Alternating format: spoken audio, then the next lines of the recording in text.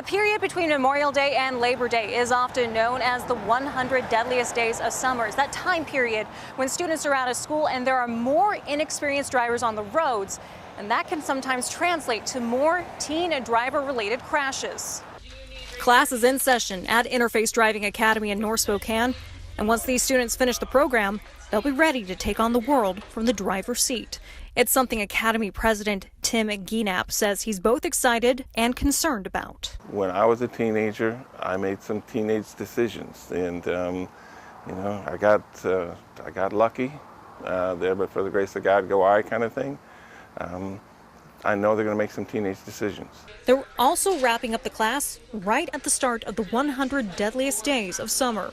According to AAA, over 7,100 people across the country died in teen driver-related crashes from 2011 to 2020, with nearly half of the total number of deaths during the summer months.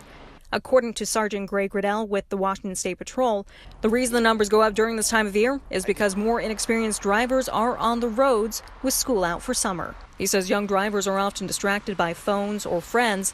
Underage drinking and speeding can also play as factors. Sergeant Riddell says teens can also get overwhelmed by stressful driving situations, and he's seen the consequences of it. Probably one of the hardest things that I've ever done is to go to a house with a chaplain and tell a loved one, a parent, that their child has left and before them and that they've passed. He advises drivers to put away the phone and pay attention to the road and buckle up seatbelts. He also says teens and parents should come up with a game plan, so if a teen does end up drinking, they're not getting behind the wheel. Gienap says the Academy also recommends parents consider getting dash cams and possibly a black box type of device so they can monitor how their teen drives when not supervised. Because when they're in the car, they drive pretty conservatively when parents are in the car. But how do they drive when parents are not in the car? These cars are meant to hold up to a lot of safety features,